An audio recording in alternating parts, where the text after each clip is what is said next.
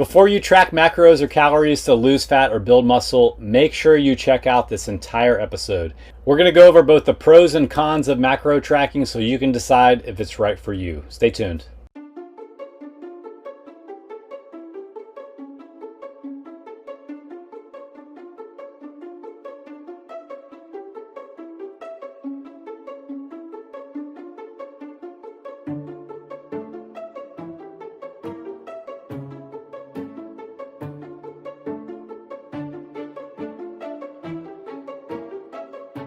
All right, guys, welcome to the Digital Barbell Podcast. Thanks as always for tuning in. We've got a good topic for you today. We're going to be talking about both the pros and cons of tracking your food, tracking macros, tracking calories, tracking all the things.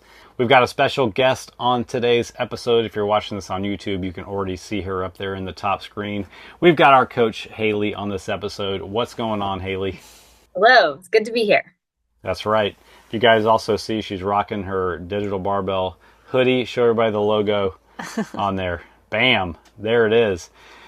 And good timing too, because if you're watching this or listening to it in real time, the day that it comes out, tomorrow, Friday, April 18th, is the last day to order your Digital Barbell summer t-shirt. Yeah. Lift heavy, be nice. You can check out a picture of what they look like.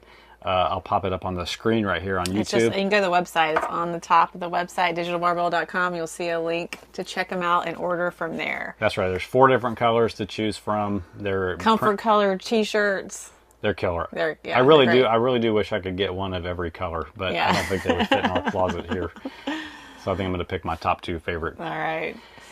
All right. So like I said, we're going to be talking about the pros and cons of tracking macros, tracking calories. I thought I would just kind of define what it is real quick before we get into giving our own personal experience, then jumping into these pros and cons. I first learned about, let's talk about what it is first. Tracking macros, tracking calories is really just like an accounting method for keeping track of how much you eat. And when I say how much, it's not like I ate 3 meals and 2 snacks. We're talking about getting down to the nitty gritty of how many calories did you eat per day. If you don't already know how many calories you eat per day, and when looked at over the longer term, like weeks and months, that's the thing that controls whether you're gaining weight, losing weight, or staying the same. So tracking just gives you an accounting method to see what happens when I eat more calories, what happens when I eat less calories.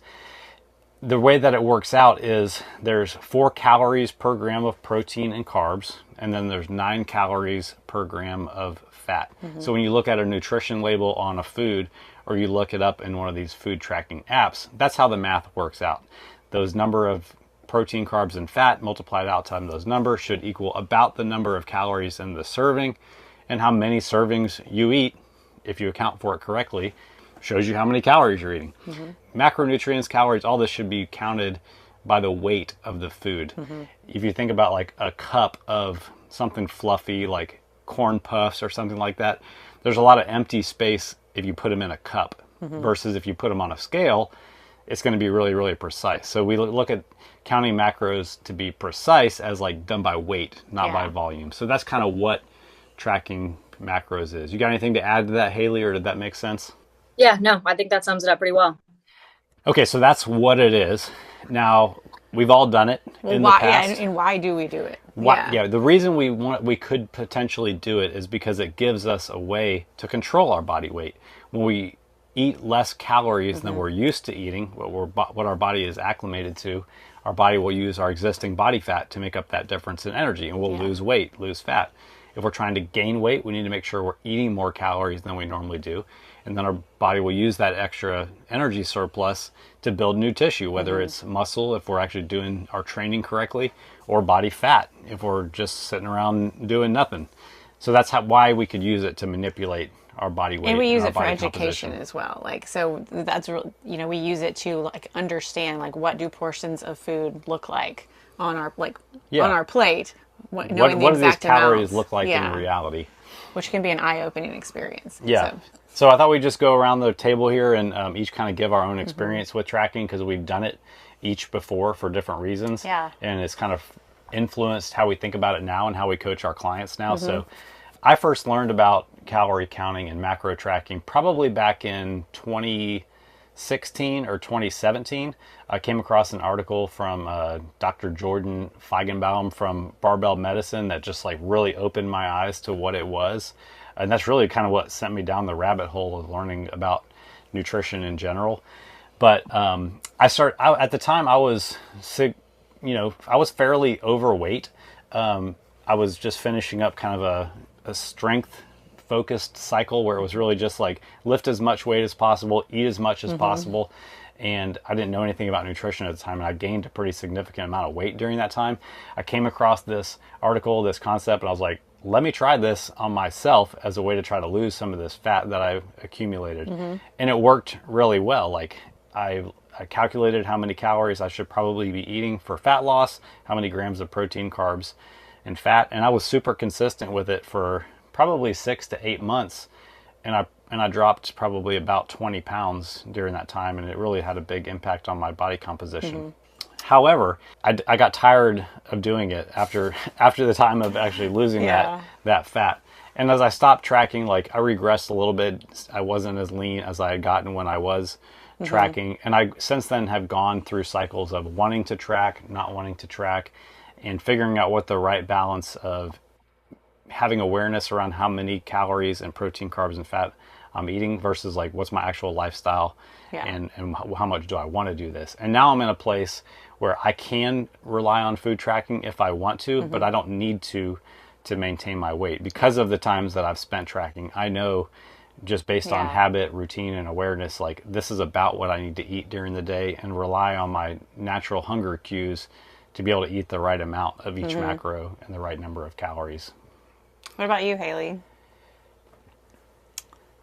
Yeah, so I've been in the fitness space for, I guess, 10 years now. So I started out as a personal trainer, and I knew nothing about nutrition, which is just wild because maybe I learned about it in my certification, but maybe I didn't pay attention. I don't know. So just being a personal trainer, I probably gave out terrible nutrition advice because I didn't know better, which is wild and embarrassing. So I really didn't understand nutrition until I figured, okay, probably what would make me a better coach is if I had more knowledge. So I took a precision nutrition course, and that's really where I started to understand things better. So from there, I tracked on and off, I would say maybe like 2 or 3 years. But there was one specific time where I did have a pretty big fat loss goal, and actually worked with Jonathan during that time.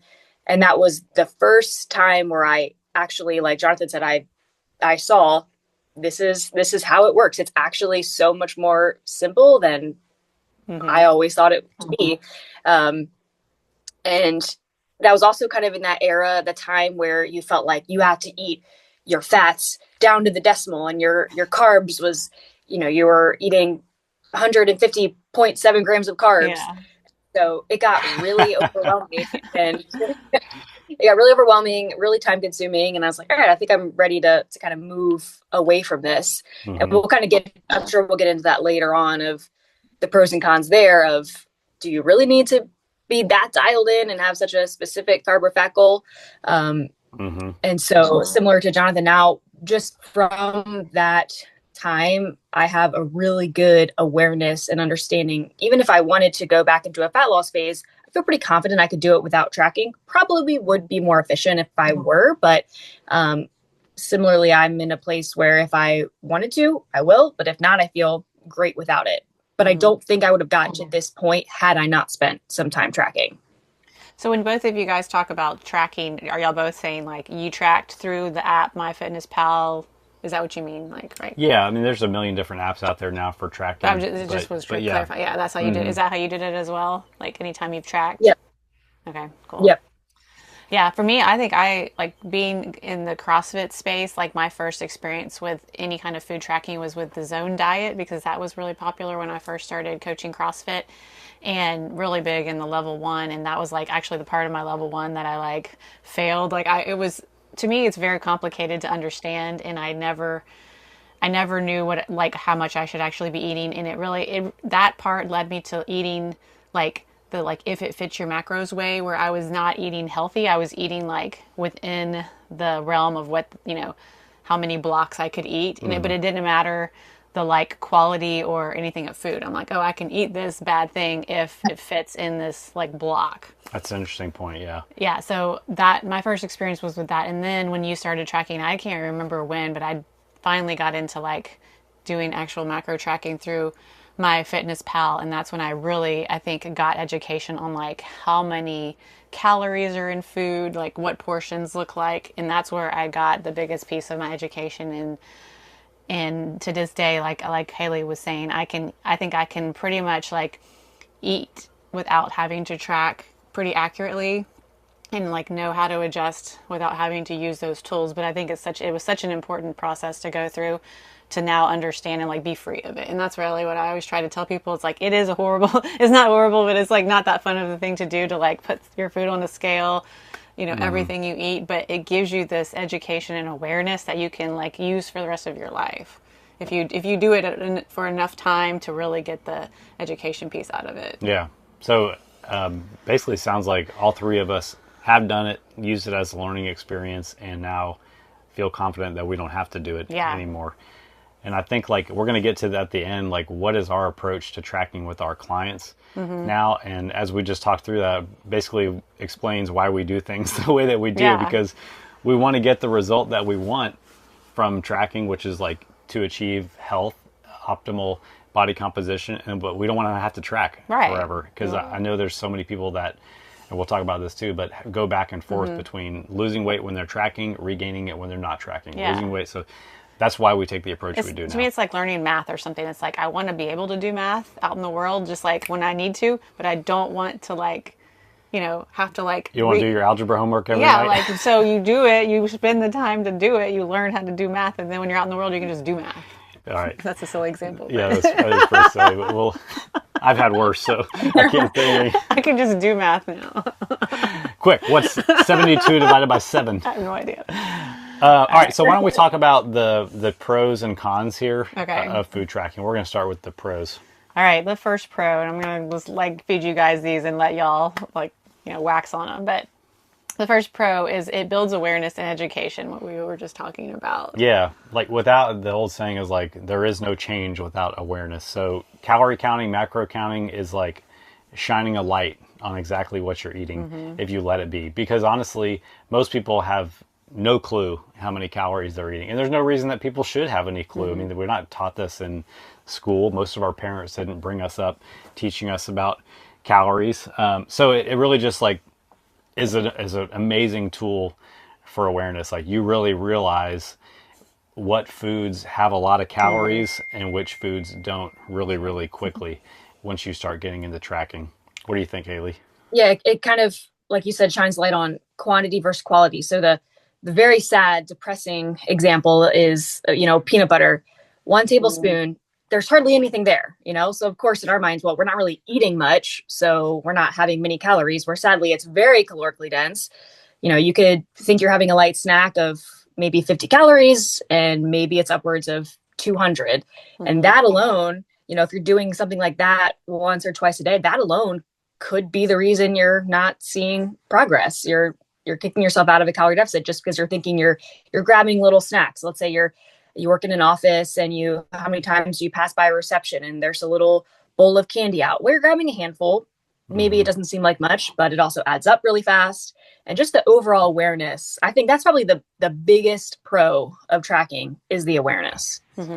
Yeah, it's like you start to realize, it would be like if you looked at your online banking and you never really paid that close attention to your finances, and you went through and you sorted it in a spreadsheet that added up how much you spend on just stopping for a coffee every month. You just thought it was like, I'm just stopping for a coffee, it's $4 or $5, no big deal. And then you add it up, you get to see like the total, you're like, oh my gosh, I spent $300 this month on stopping for coffee. Yeah. It brings that awareness to it, and tracking your calories does that exact same thing. You're like, holy crap, I had no idea this food that I'm just mindlessly eating or just eating because whatever reason is so many calories. So it's just this amazing awareness and tool. That can either let us be like depressed and sad about the a reality of what we're eating. Like the peanut butter example was great. Like, oh my gosh, there's almost no peanut butter on this spoon, but it's this many, it's 200 calories.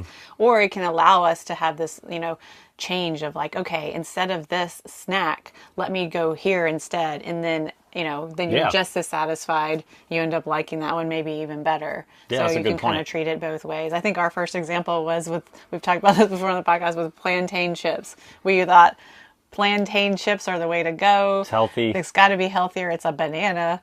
And then when we started tracking, we realized how many calories in plantain chips we were like snacking on. And it was like we would crush 600 or so calories. This is like a before dinner. snack. So that was our biggest awareness moment for sure. Thanks, Trader Joe's, for your delicious fried plantain chips. All right, what about another pro? The second pro is going to be it helps identify problem areas. Yeah, like this goes hand in hand with awareness really, but it starts to show you what your habits are. So if you're somebody who like starts to track and you realize, you know what, I'm barely eating meals at all. As I look at how my calories are spreading out across the course of the day, I'm eating 150, 200 calorie meals, but I'm eating 800 to 1200 calories of snacks per day. So it shows you like, all right, maybe this habit of mine, maybe this routine of mine has some room for an improvement. So like you said, it just kind of shows you what your problem areas might be.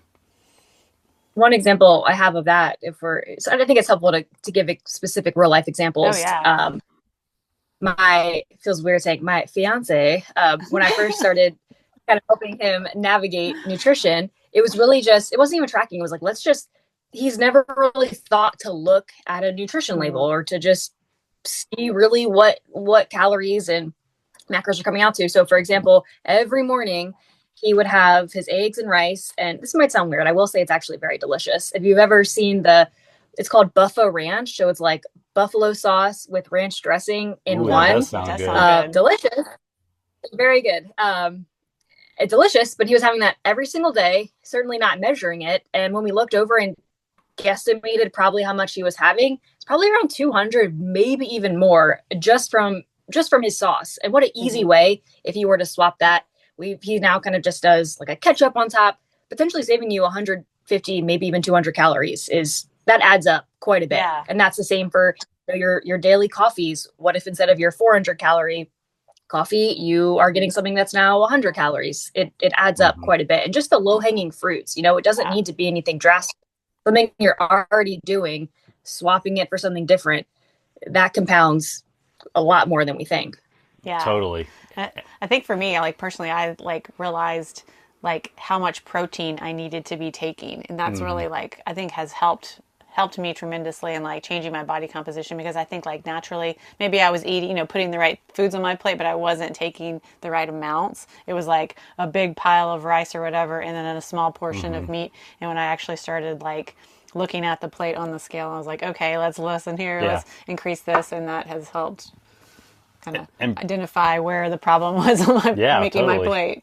And I'm sure Haley, this same thing to be true after working with a lot of clients, is probably the biggest problem area that gets exposed when you start tracking is the BLTs, the bites, licks, and tastes that we mindlessly take throughout the day that we don't realize can easily add up to 300, 400, 500 calories. And if somebody's tracking calories to lose fat, if those calories are slipping through the cracks unaccounted for, that's a problem. That's a huge problem, because it seems so small in the moment and seems like such a simple little decision. But if we can identify that as a problem area, actually track those, see what they add up to across the course of the day, it's really, really low-hanging fruit to starting to lose fat without even really revamping your nutrition at all. Yeah. You know what I mean?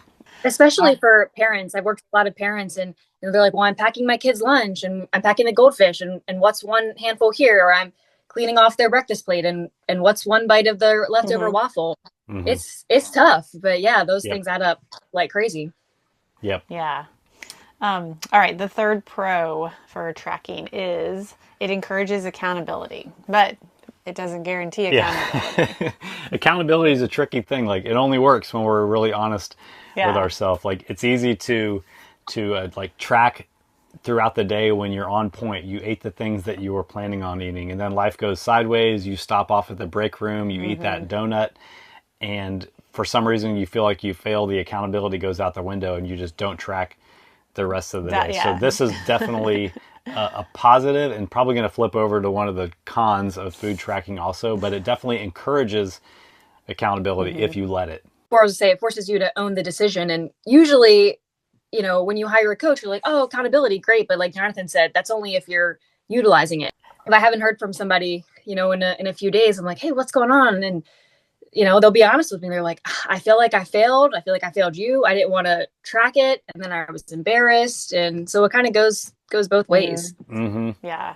But in a good way of accountability, if you do it right, especially if you pre-log what you're about to eat instead of retroactively trying to remember what you ate, it can kind of hold you accountable for the choice that you're about to make and give you a chance to make a different choice if you feel so empowered to, which is great. I mean, like, that's agency. That's realizing you're in control of your choices. So it gives you a chance to earn credibility with yourself and, like, start to trust yourself more when you see a decision you're about to make doesn't line up with what you said that your goals are, and you make a better decision. You're like, yes, I can do this.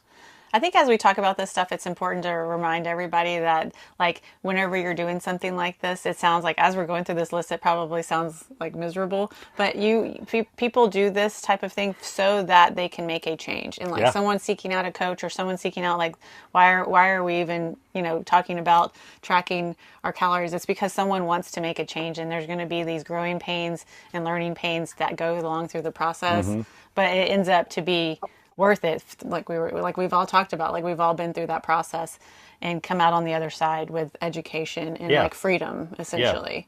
And so that's why we're kind of talking about, like, oh, don't take a lick or a bite of your kids, like, peanut butter or your goldfish. And it's like, it sounds like you're like being a drill sergeant and being harsh on these people, but it's really just for education purposes, because they want change. Yeah, any change that we want to make in life is going to come with a little bit of discomfort. Like trying to save up to buy something is going to require you to have a little bit of sacrifice. Maybe do a little bit of budgeting. Exactly. Like, it's my friends are all going out to dinner. I can't go because I'm saving up. Like, that's the pain you're going through at that point for the freedom you're going to get later because you've saved that money. Or you drive a crap car because you don't want to spend that money. You're saving up for a down payment on a house or something like that. It's all about trade-offs. All right. The next. And too, like, I always remind people too that to go along with that, it's a short-term play. This isn't meant to be something you do for the long haul, which we'll go into, because that's not the goal of this at all. It's the short-term play for the long-term. Exactly. Yep. That's good point. All right. The next pro is it's support specific goals. That's kind of what we were getting into right then. And I think this is probably one of the best reasons for macro tracking. It will help you, like, achieve a goal with body composition so much better than just winging it. And that's probably one of the most powerful things, is like getting enough protein to fuel either muscle gain or muscle retention when you're losing weight, making sure you're eating enough carbs to fuel the workouts that you need to be doing to make the body composition changes that you want.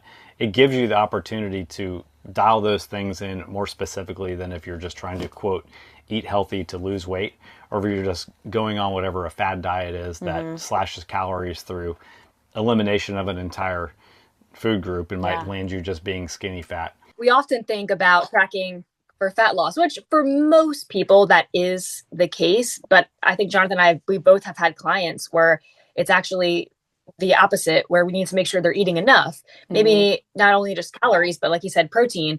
Are you eating enough carbs just to support your training? Especially, if we have someone that's super active and they're an endurance athlete and they're having 100 grams of carbs, that's no good. So it's both ways. It's helpful for a lot of different things.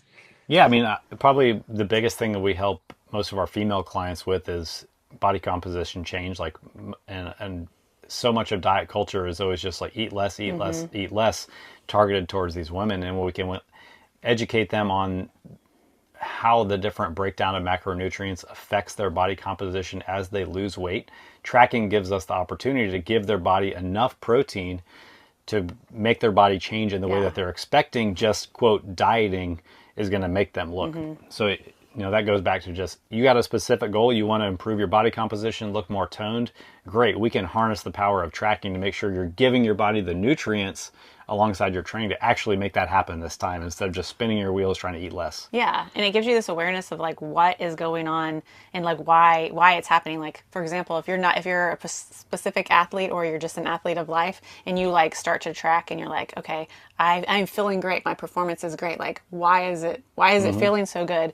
You know, you can actually see like, oh, I've bumped up my carbohydrates. Yeah. That's what's fueling me. Let me add a little bit more, and you can really get specific. That's a great point. You can like titrate some of the variables to see how it affects your performance and your energy levels, your sleep, all that kind of stuff. Yep. All right, the next pro, teaching portion control. Yeah, I mean, I think this is all tied in together with awareness and just seeing what different quantities of food look like on your plate and how that relates to calories. It, it shows you that like what the package considers a serving might be really, really depressing when you actually start tracking and seeing, oh, I was eating 3, 4 servings of granola. Whereas like what the package says is a serving looks like my warm up, like before the meal. Or those single serve packagings that say it's 2 servings, like those are the worst. You're like, oh, this is only 100 calories. Wait. Yeah. And shows you like, we use the hand rule with clients a lot before we go into tracking that kind of shows you visually what protein, carbs, fat, and fiber look like on your plate. But getting into the details of tracking, like shows you what a 4-ounce piece of meat looks like on your plate or 3 ounces for a female. Like, oh, this is what I should be aiming for. Like that's not what the restaurant is going to serve me. It really teaches you like what restaurants give you versus what an actual portion should look like too. Yeah. Yeah, I was going to say intuitive eating like this, that's the ultimate goal for everyone. But the people who are going to be the most successful with that are the ones that took the time to actually have the understanding and awareness of this is what the protein looks like. This is roughly how many carbs I should have on my plate. And if you were to just say, oh, I'm going to intuitively eat, do you really even know what that looks like if you hadn't spent the time to actually find out? Yeah. So that's the goal. But I think that's why it's so important. And that's why I think all 3 of us have gotten to the point where we can do that, but probably not so much if we hadn't spent the time to get the education around it. Exactly. And this is really important with certain kinds of foods, really. Like we went out for Italian a week or 2 ago and I ordered like the bow tie pasta with chicken and basically like an Alfredo marinara sauce mix over the top of it. And because of my awareness of portions, largely because of tracking for so long, I could look at that plate and be like, this is 6 servings of pasta that they just put in front of me. You know what I mean? Yeah. This is about a serving of protein, but it's probably not enough for my goals. Yeah. And this is probably about 8 servings of fat on here because of the Alfredo sauce. So it gives you the awareness, which ultimately opens you up for the choice now. Right. Still your choice, going back to the accountability. How much of this pasta am I going to eat to support my goals? Am I going to go all in and just eat the whole thing and deal with the consequences? Or am I going to eat in accordance with what I know a portion should be, regardless of tracking or not? Yeah. So tons of awareness there about, especially if you're somebody who eats out at restaurants a lot, you're going to learn a lot about what different portions look like by spending a little bit of time tracking. Anybody else have that experience at an Italian restaurant? It makes me think of Tex-Mex. Yeah, life is more fun. Life is more fun when I didn't have the awareness. Now I'm like, like, oh, crap.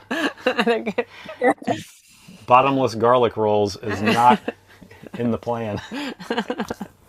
Oh, man. Well, which brings us to the last. If you want the results, it can accelerate results in the short term. Yeah.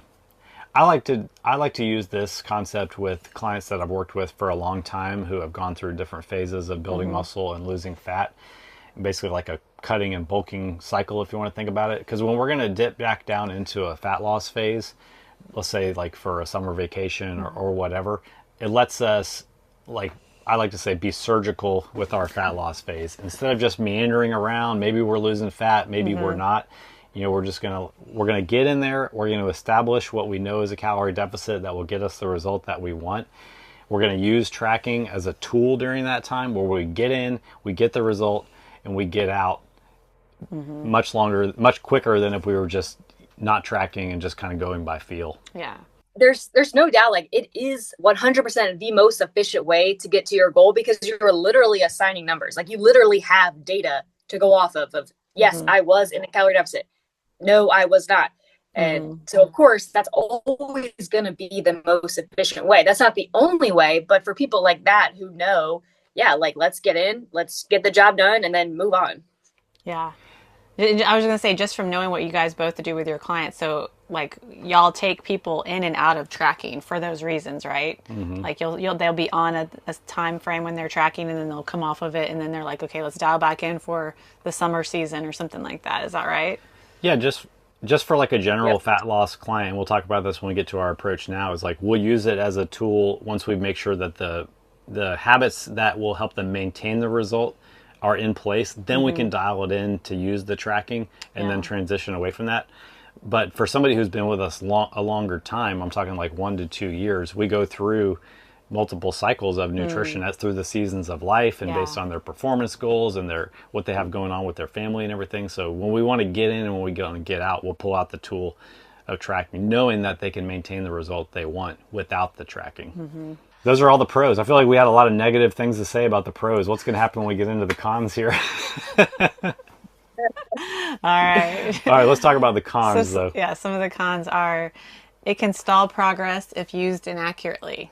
I mean, who's to say that when that chicken woke up that morning, he knew he was going to have 25 grams of protein in that serving, or that when that chicken laid that egg, that he's like, you know what, that's a 6 gram of protein egg right there. We don't really know exactly the nutritional value of every single food, so we have to go into it with that awareness in the beginning. Plus, like, most people underestimate the level of precision that you can have with food tracking, and they eyeball. Like, I'll scan through a client's food log for the day, and it's like, you know, 1 serving of grandma's spaghetti pie.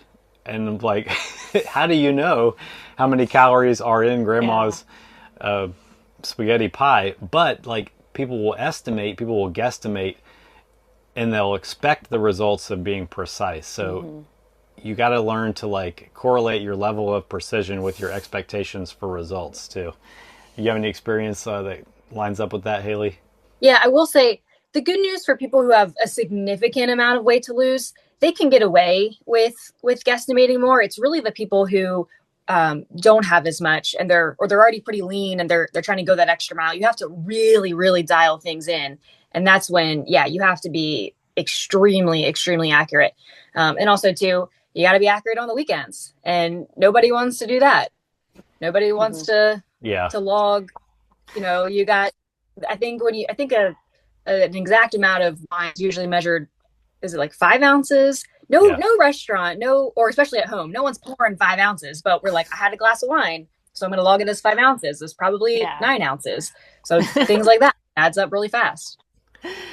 And another thing I've noticed about MyFitnessPal is it's kind of like Wikipedia. It's like, it's user input. I mean, there's some verified things on there, but there's a lot of user input. So you can like just look up something, and if you just select the very first thing that comes up, it might not be accurate for the calories, the fat, the protein of what you actually had. So there's definitely some more time than you want to spent actually looking through MyFitnessPal, finding the foods that are accurate for what you're eating in the beginning. And then if you eat a lot of the same foods, it can get better. But I think that's one of the big places where people fall into a trap of say, like, I logged it, but you didn't log the correct portion. Just to take it back to like a financial example, like, how frustrated would you be if you're trying to save up for a new car and you're tracking your spending 3 out of the 4 weeks per month, and then on the 4th week of the month you're going out to eat 6 times and you're hitting up Temu and Amazon or whatever, like, and then you get to the end of the month, you're like, crap, I don't have any money left. This is so frustrating because I tracked all month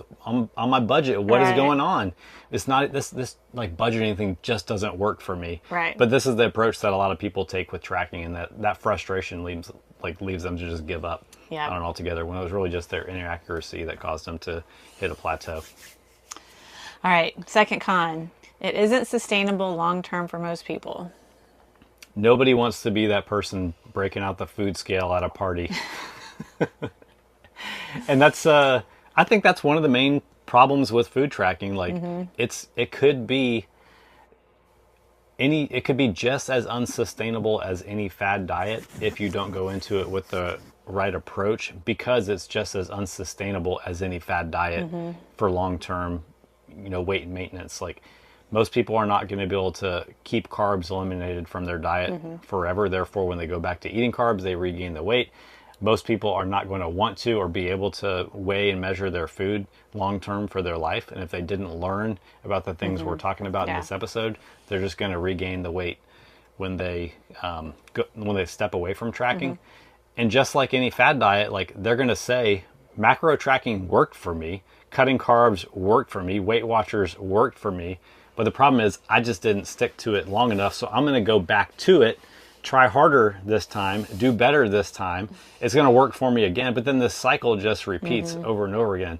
Tracking macros gets the blame, whereas not establishing the right habits before you track macros to make sure you could maintain your results without tracking macros really should be to blame, because you're not going to do it long term. I can just tell you that. Even if you're somebody who says, like, I like tracking, like, I'm type A, come talk to me in 5 years. Let's see if you're still tracking. What do you think, Haley? Yeah, I've had plenty of clients come to me that have worked with coaches in the past, and there's a lot of people that label themselves as macro coaching, and that's all they do. They only focus on the numbers. Whereas what we do, we're not starting with tracking, like, at all. Some people, we might never get to that point, but we're certainly not starting with it. And I'm sure we'll get into this when we kind of talk about what our coaching looks like.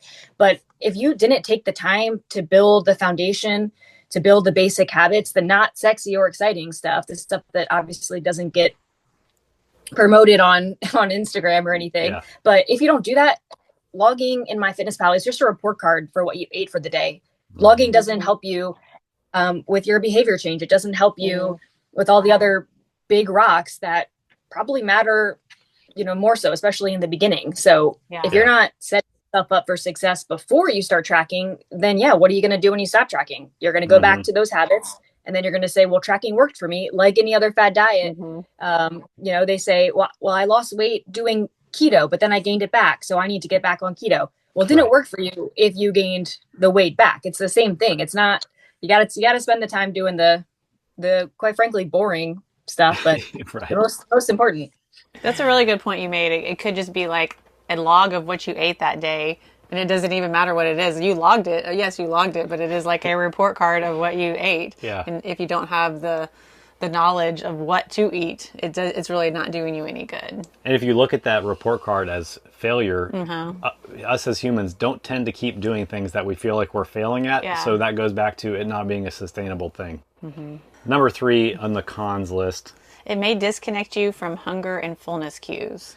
Tell me if this has ever happened to you with food tracking. You're approaching the end of the day. You go into MyFitnessPal. You switch the setting over to show you what you have left to eat for the day, and you start playing food Tetris in your mind, like, what can I eat that has 20 grams of protein, 7 carbs, and 1 fat? And you start plugging in different things, and it becomes less about like fueling your body appropriately and really just about like hitting these numbers that may or may not even matter to what your actual goal is. And you've completely lost track of like why you're doing this in the first place. It just becomes all about like hitting these numbers. Not, am I actually hungry? Am I trying to stress eat? Like, am I undernourished? You could just be spinning your wheels, like playing this food Tetris game. Yeah, I have a personal example for that. This is, like I was saying in the beginning, when it was, I guess people still do this, but we don't, for most people, some people it makes sense to do this, but for most people, we don't give them a set carb or fat goal anymore. But I remember when a few years ago when I was tracking and that kind of was the thing, I remember it was probably 10 at night and I was like, well, I have 7 grams of fat and 15 carb and like 1 protein. And I was racking my brain. I wasn't hungry. I didn't need anything. It was 10 o'clock. I was going to bed and I was like, you know what would actually fit that bill to a T? It was an ice cream sandwich. So I was like, perfect. I was successful for that day because I was able to get exactly a baseline. You know, how silly is that? But it's just, I mean, that goes without being saying, that's not necessary. Yeah. That's so funny. It's like, it's the exact opposite of the approach we take now, where it's like, let's listen to your hunger cues, let's build balanced meals. And it's amazing how much of that stuff just works itself out. All right. The next con is it can reinforce the all or nothing mindset. I think I said one of the other cons was the big one, but this is really the big one. This is the big one. Honestly, for all of nutrition and health, this is the big one. Mm-hmm. Avoiding the all or nothing mentality. So if you're somebody who struggles with like perfectionist thinking, or if it can't be perfect, what's even the point? I'm just going to go all in on the opposite of whatever moves me towards my goals. Macro tracking is probably not going to serve you until we can get over those specific mindset issues. Because Haley, why don't you tell like an example of how this might play out for somebody with the all or nothing mentality in food tracking? Yeah, I mean, I would say the most typical example is you're logging Monday through Thursday. Friday hits, you kind of went off a little bit and you're like, okay, well, I'll get better on Saturday. Maybe you didn't. And then it's like, well, the weekend is ruined. I'll get back on track on Monday. And that cycle repeats itself always. A really good example that I think just puts it perfectly is you get a flat tire. Are you going to stop, see that you have a flat tire and say, well, it probably makes sense for me to go around and slash the other 3 tires, or probably not. You patch it up and you get on your way. The all or nothing mindset is the case that is what holds most people back. Now, I will say the only pro to tracking when it comes to this is, let's say you had a cookie at the end, you're, at the work luncheon, and you thought, I had a cookie today. I've wasted the day. The day's ruined. I've gone off track. When in reality, probably the cookie was 150, 200 calories. Let's say the current goal that you're trying to stay within is around 1,800 calories. Well, that's really nothing in the grand scheme of things. You could have just kept going and continued to have a great day, but you felt like, I had that one cookie, it's ruined. So there's all sorts of examples we could get into there. Yeah. I think probably another really, really common one to say real quickly is that when somebody has a meal that's difficult to track, or like they go out and like it's more of a grazing situation at a buffet or a luncheon, or you go to a place like Chipotle and you don't really know like how many grams of corn was in that. You're like, you know what, this thing's not going to be accurate anyway. Screw it. Let's pound the chips and go ahead and get a margarita. Also, we'll try to get back on track tomorrow. Whereas like, let's just say you tracked it inaccurately, but it was 50% accurate, but you avoided the all or nothing mentality. You are so far ahead than if you just said screw it and just went all in because it wasn't going to be accurate anyway. So that's a powerful way that the all or nothing mentality creeps in on people who are food tracking. Yeah. Another example is, we think if you have these fat loss goals, you have to be in a calorie deficit every single day. Just because maybe you went over into your calorie deficit, maybe you're just at maintenance for the day. That doesn't mean you've failed. Like that's fine. Yeah, that is a good point. And it also like makes people think that because they're tracking and they were under their calories or at their calories that day, they should probably weigh less tomorrow. So it can create an unrealistic expectation of like, I don't understand. I was perfect all day and I weigh the same thing, or God forbid, I weigh a pound more, even though I was perfect yesterday. Like, and that's a big part of our coaching too, is educating people, having them weigh themselves more frequently and focus on, is the trend over the weeks and months going down? Because you want to lose weight tomorrow, just don't eat any carbs. Like, take a laxative, dehydrate yourself. You will weigh more tomorrow. You'll weigh less tomorrow. But if you want to lose fat, you got to create a calorie deficit more days than not. Zoom out from tomorrow's weight and look at your weekly average weight, your monthly average weight. And that'll help you avoid the like, I'm failing because one day didn't like line up with what I did the day before. Yeah. Okay. Yeah, I love when people ask me like, what is, I was going to say it last, but when people are like, what is the quickest way to lose 10 pounds? I'm like, cut off your arm. That's probably going to be it. But that's you can That's so that. And like shave every hair off your body. I bet, I mean, Haley and Blakely, you have long hair. Like, I bet you got at least 5 pounds of hair on your head. Like, if you just want to weigh less, let's just go hair. G.I. Jane. Like, you will weigh less tomorrow, I guarantee. Oh my gosh. All right, the last con is it adds mental effort and time. And like, this is reality. It does take a little bit of time, but more often than not, it's just an excuse to be able to fall into one of the other cons that we just went over. Like, realistically, if you're somebody who eats fairly routinely, and most people do, it could take you less than 5 minutes to log an entire day. But it can be a hurdle mentally for people because they're like, I don't want to pull out my phone and spend log more it time in. on the phone. Yeah. So with all the pros and cons, why are we doing this? because of the pros, really. I'm not in a place where I'm going to say the pros outweigh the cons, but I think all this stuff influences why we coach people the way we do now, to pull the best out of the pros and try to eliminate the cons to get people the result that they want. All right, so now we've laid out both the pros and cons of macro tracking, calorie counting, and I hope that it really opened your eyes to some of the benefits and drawbacks. In next week's episode, we're going to talk about, based on all of that, how do we approach nutrition coaching with our clients? Because we want to take the best of all the pros, we want to push away all the negatives, the cons, and make sure we help our clients get the best results possible, and even more importantly, keep those results for the rest of their life. That's right. We've developed a 5-step nutrition freedom framework, and we're going to lay out what exactly that looks like, how long it takes, and what it's like to be a nutrition client with Digital Barbell. So if you're not already subscribed to our podcast, make sure you do that before you finish up this episode so you get notified when it comes out. Have a great rest of your day. We'll catch you next week.